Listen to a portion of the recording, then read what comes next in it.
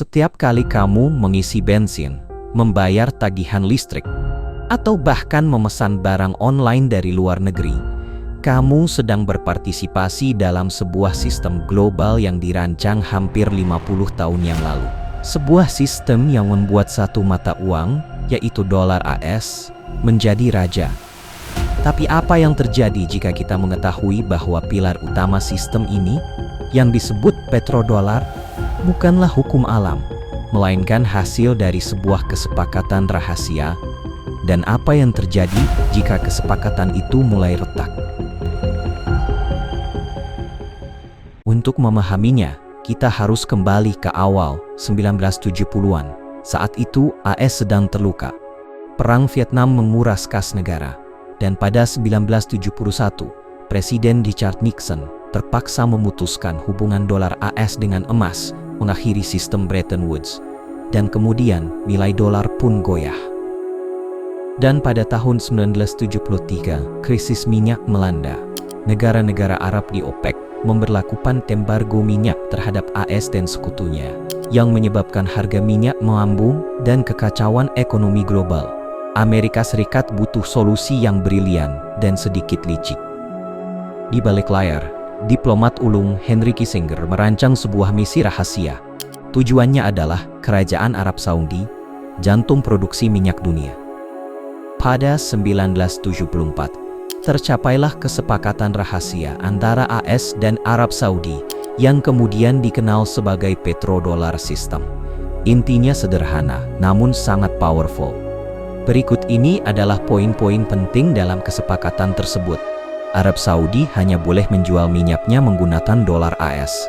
Imbalannya, Amerika Serikat memberikan perlindungan militer dan senjata canggih kepada Arab Saudi.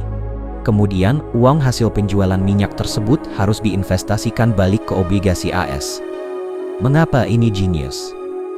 Karena secara instan ini menciptakan permintaan global yang luar biasa terhadap dolar Amerika. Setiap negara di dunia yang butuh minyak, dari Jerman hingga Jepang, Indonesia hingga Brazil, harus memiliki dolar untuk membelinya. Ini mengamankan status dolar sebagai mata uang cadangan dunia, menggantikan emas yang telah mereka tinggalkan.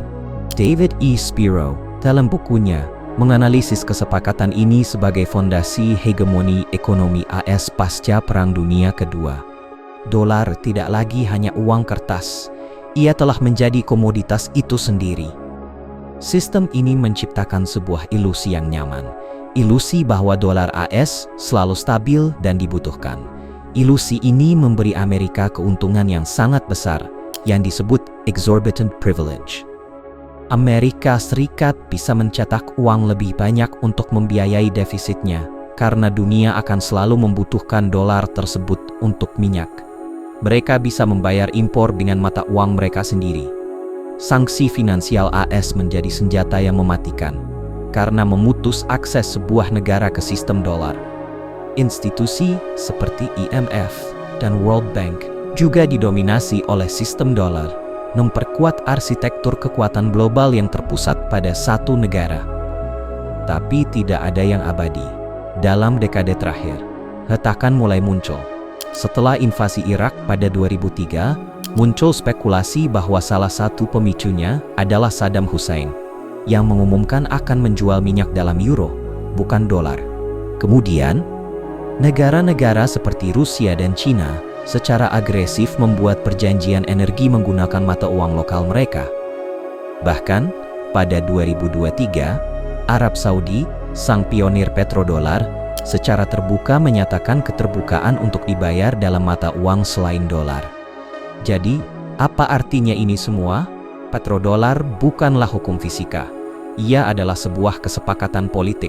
Dan seperti semua kesepakatan, ia bisa berubah. Sistem yang kita anggap permanen ternyata rapuh. Lain kali kamu melihat harga BBM atau berita tentang perang dagang, ingatlah ini.